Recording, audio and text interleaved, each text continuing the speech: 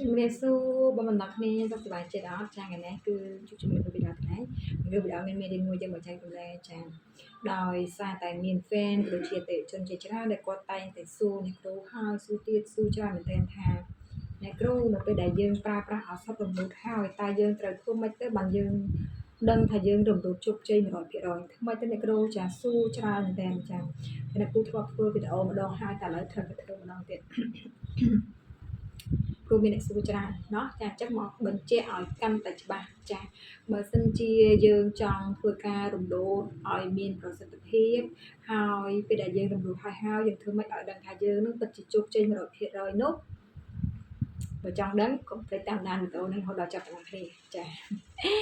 បងប្អូនគ្នាដឹងហើយថាតើតើទៅនឹងការរំលោភគឺមិនមែនយើងគ្រាន់តែទិញថ្នាំរំលោភហើយយកទៅប្រើដោយខ្លួនឯងគឺជោគជ័យអត់មានបញ្ហាមែនទេចាហ្នឹងហើយយើងប្រើតែថ្នាំឈឺក្បាលពេលខ្លះលេបហើយមិនបាត់លេបហើយនៅចេះនៅចុះហ្នឹងមានចង្អុលមានបញ្ហាផ្សេងចា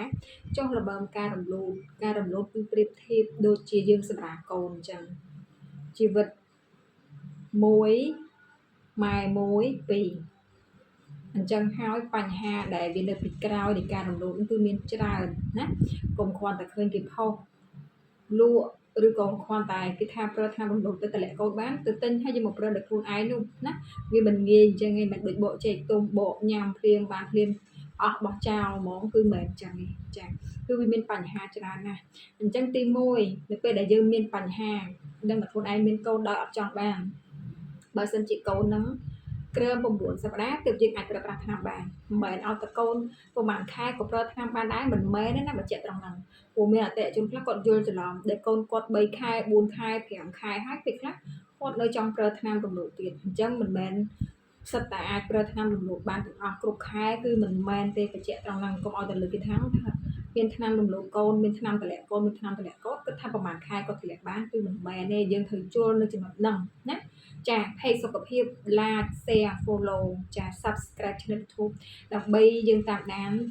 តើតើតំណែងចំណេះដឹងសុខភាពផងទៅកុំ like កុំ share តែព័ត៌មានវីដេអូដែលអត់បានការเนาะចាបានជា like បានជាមើលហើយមើលអារឿងណាដែលវាផ្ដល់ដល់ប្រយោជន៍ទៅយើងខ្លះទៅណាចាអញ្ចឹងតើតើទៅនឹងបញ្ហារំលោភនេះគឺការប្រើប្រាស់ថ្នាំគឺប្រើបានត្រឹមតែកូនក្រឹម9សប្តាហ៍ចុងក្រោយទេបញ្ជាក់ឲ្យបញ្ជាក់ទៀតណាចាអញ្ចឹងទី1គឺត្រូវដឹងថាកូនយើងប្រហែលខែចាហើយទី2អ្នកគ្រូចុះខ្ញុំប្រើដោយអត់ទៅអេកូបានអត់មានតែជនខ្លះគាត់ខ្លាចគាត់ខ្មាស់គាត់អៀនចាគាត់មានកូនដោយលាក់លៀមអីចឹងទៅអញ្ចឹងពេលខ្លះក៏អត់ចង់ទៅអេកូហើយគេដឹងថាអីចឹងទៅណាចាអញ្ចឹងសួរថាតើបើយើងអត់អេកូយើងតម្លាក់ប្រើថ្នាំបានអត់បានតែសួរថាវាសុខភាព 100% អត់គឺអត់ទេចាគឺអត់ 100% ទេបើយើងចង់ឲ្យកូននឹងប្រើទៅសុខភាពខ្ពស់យើងគួរតែទៅអេកូមុននឹងប្រើប្រាស់ព្រោះថាការអេកូគឺអាចដឹងថាកូនយើងនឹងចូលក្នុងស្បូនឬក៏អត់អញ្ចឹងបញ្ជាក់ណាថ្នាំតម្លាក់ប្រភេទមេតាបូននេះអ្នកគ្រូនិយាយតែប្រភេទមេតាបូននេះចឹងប្រភេទផ្សេងអ្នកគ្រូអត់និយាយទេអញ្ចឹងបើយើងទិញកន្លែងណាខុសប្រភេទថ្នាំដែលអ្នកគ្រូនិយាយគឺត្រូវតែសាកសួរព័ត៌មាននៅកន្លែងដែលយើងទិញហ៊ានទិញហ៊ានសួរបើមិនហ៊ានសួរកុំហ៊ានទិញណាបញ្ជាក់ត្រង់ហ្នឹងព្រោះថាបើយើងទិញហើយយើងអត់សួរគេសួរតែយើងប្រើមិនដដែលសួរគេផ្សេងសួរគេដឹងអត់គេដឹងអត់ទេអញ្ចឹងទិញតែណាសួរតែណាច្បាស់ណាចាអញ្ចឹងនៅពេលដែលយើងមុននឹងប្រើយើងគួរតែទៅអេកូកុំខ្មាស់កុំអៀនកុំខ្លាចត្រូវតែហ៊ានប្រឈមមុខដោះស្រាយបញ្ហាអញ្ចឹងគ្រាន់តែទៅអេកូវាអត់ពិបាកទេហើយក៏វាអត់អស់លុយច្រើនដែរកន្លែងខ្លះអស់20000 30000 40000អីចឹងទៅតាមកន្លែងគេធំតូចទៅសេវារដ្ឋអាចអស់15000 20000អីចឹងទៅសេវាឯកជនអាចអស់10 20រៀលអីចឹងទៅណាតាមកន្លែងកិនតែធំវាកិនតែថ្លៃឯងបើយើងទៅកន្លែងគូសំល្មមគឺវាតម្លៃគូសំតាមហ្នឹងដែរតែបើសិនជាយើងបានទៅអេកូប្រភេទ 6D 4D ឬក៏ 5D គឺជាអេកូមួយដែលច្បាស់ដែលចាប់រូបភាពកូនចូលស្បូនវាច្បាស់អញ្ចឹងកូនជាទូទៅតែ4សប្តាហ៍ទៅ6សប្តាហ៍គឺវាចូលស្បូនឯណាចាអញ្ចឹងគ្រាន់តែយើងបាត់រដូវភ្លាមគឺមានតែកូនហ្នឹង4សប្តាហ៍ឡើងឯងអញ្ចឹងដល់ពេលដែលយើងបាត់រដូវហ្នឹងគឺយើងអាចទៅអេកូឃើញថាកូននឹងចូលស្បូនឯងបើកូនជាធម្មតាគឺវាចូលឯងចាតែវាមានករណីលើកលែងក្នុង100នាក់អាចមាន2ទៅ3នាក់ដែរដែលវាអត់ទាន់ចូលស្បូនអញ្ចឹងយើងអាចតាមដានការចូលស្បូនហ្នឹងនៅក្នុងរយៈពេល1អាទិត្យឬ10ថ្ងៃក្រោយយើងទៅអេកូមើលម្ដងទៀតទៅណាចាតែបើករណីយើងទៅអេកូហើយចាកូនយើងចូលដល់2ខែហើយយើងទៅអេកូហើយវាអត់ឃើញចូលស្បូនយើងត្រូវតែប្រយ័ត្នព្រ ព្រោះថាខ្លាចកូនក្រៅស្បូនចាកូនក្រៅស្បូនមិនអាចប្រើថ្នាំតម្លាក់ធ្លាក់ទេណាចាមិនអាចប្រើធ្លាក់ទេកូនក្នុងស្បូនទើបអាចប្រើថ្នាំតម្លាក់ហ្នឹងវាធ្លាក់ចាអញ្ចឹងចំណុចទី1ត្រូវដឹងកូនបានខែចំណុចទី2ត្រូវតែអេកូដើម្បីដឹងថាកូននឹងចូលក្នុងស្បូនឬក៏អត់ដើម្បីយើងប្រើប្រាស់ទៅគឺវាជោគជ័យប្រសិទ្ធភាពខ្ពស់បើយើងបានអេកូថាកូននឹងចូលស្បូនយើងប្រើទៅគឺជោគជ័យរហូតដល់98-99%ណាចាហើយកូននឹងក្រឹម9សប្តាហ៍កូននឹងចូលស្បូនចាបានដឹងកូនថា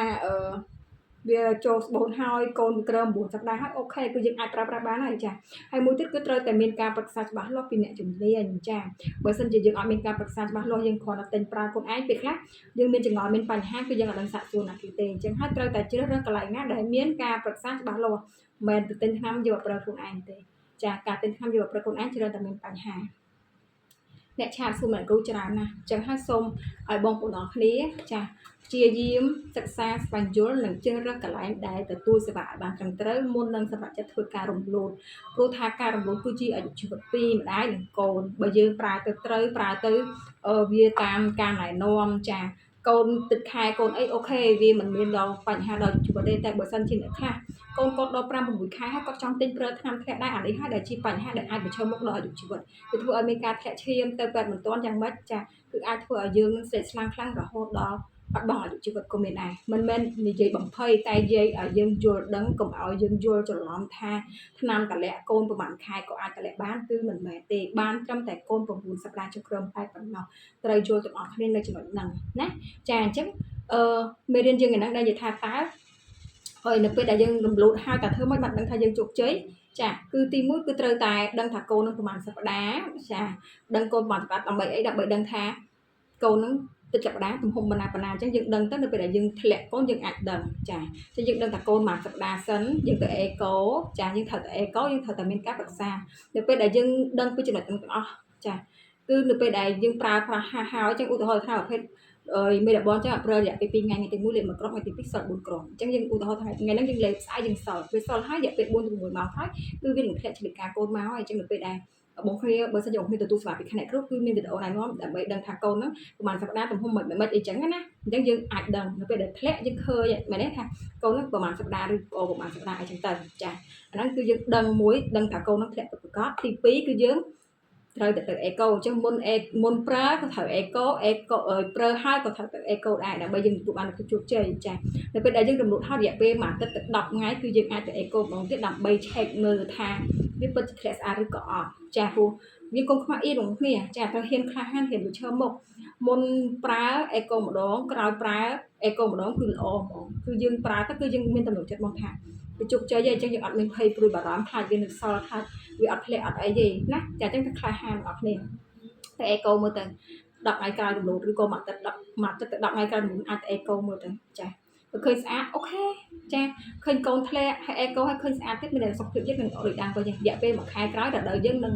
ធ្លាក់មកជាធម្មតាជាទូទៅវិញហើយតែកុំភ្លេចការពារផងតែអត់ការពារ10ថ្ងៃក្រោយរំលោភគឺយើងមានលទ្ធភាពក្នុងការមានកូនហើយអញ្ចឹងកុំថារំលោភខែហ្នឹងហើយខែក្រោយអត់មានកូនណាតែបានរួមភេទមិនបានការពារគឺអាចមានកូនទៅដែរព្រោះថាឈាមរំលោភដូចឈាមរដូវអញ្ចឹងតែយើងរំលោភហើយរយៈពេល10ថ្ងៃគឺអាចមានមេជីវិតធ្លាក់និងអាចមានកូនទៀតអីអញ្ចឹងហើយបើសិនជាយើងមានការរួមភេទសូមឲ្យយើងការពារណាចាការពារភាសាជាព្យាបាលតែអត់ការពារទេគឺដឹងតែមានកូននេះណាចាអញ្ចឹងបងប្អូនយល់នៅចាសង្ឃឹមថាយល់ហើយមែនទេចាចង់ដឹងថារំលោភមិនជោគជ័យគឺទី1ត្រូវអេកូត្រូវមានការប្រឹក្សាច្បាស់លាស់ណាចាត្រូវចេះវិជ្ជាការកូនចាហ្នឹងហើយហើយនៅពេលដែលយើងដឹងនៅចំណុចទាំងអស់ហ្នឹងហើយគឺយើងដឹងតែជោគជ័យឯងចាមានអ្នកប្រឹក្សាចាទទួលសេវាដែលមានការប្រឹក្សាចាដឹងកូនមួយខែចាបានទៅអេកូចេះពិនិត្យមើលជីវិតការកូនចាហើយនៅពេលដែលយើងតាមដានសុខភាពយើងមកវាល្អដូចដើមវិញអូខេអាហ្នឹងគឺជោគជ័យណាចាតមនៅអាហារមួយចំនួនដែលយើងគួរតែតមចាដូចយើងសម្រាប់អ្នកសម្រាប់កូនអញ្ចឹងត្រូវតមតែយើងតមមួយរយៈយើងឈប់ធ្លាក់ឈាមយើងឈប់តមទៅចាតមអាំងភ្លើងសកត់ថ្មផឹកស្រាជក់បារីអីចឹងទៅណាបងប្អូនចាហ្នឹងហើយតែយើងតមតែប៉ុណ្ណឹង តាមដានសុខភាពលេបថ្នាំអញ្ចឹងជាការរំលោភត្រូវការញ៉ាំថ្នាំជាមួយស្បូនបន្ថែមបើយើងគ្រាន់តែប្រើថ្នាំរំលោភហើយគឺសុខភាពយើងអត់ងាយដូចដើមទេយើងសម្រាប់កូនហើយចឹងសម្រាប់ហើយត្រូវការចាក់ថ្នាំចាក់អីលេបថ្នាំអីចឹងគឺដូចគ្នាចឹងនេះកុំភ្លេចញ៉ាំថ្នាំថែរក្សាសុខភាពរបស់គេផងណាចាអញ្ចឹងមេរៀនគ្រូបណ្ដឹងគឺសង្ឃឹមថានឹងយល់មកមាននឹងដឹងថាធ្វើម៉េចដើម្បីឲ្យជោគជ័យដឹងធ្វើម៉េចអីមែនទេចាខំទៅជួយទាំងអស់គ្នាហើយបើសិនជាពេញចិត្តកម្មវិធីនោះកុំភ្លេចជួយ like ជួយ share ជួយ follow ទាំងអស់គ្នាផងហើយបើសិនជាចង់รู้សម្រាប់តែនឹងចង់កំងថ្នាំមានការប្រឹក្សាជាមួយនឹងគ្រូបិតាផ្ទាល់មិនថាតែទៅការទិញថ្នាំឬក៏ការបូមសម្អាតឬក៏ការចេះកូនចេញកូនទៅកូនធំរហូតដល់7 8ខែទេតែគ្រូមានសេវាមិនអាចទៅបានតាម page ទីពេញអ្នកដេកស្នាមខ្ញុំស្រី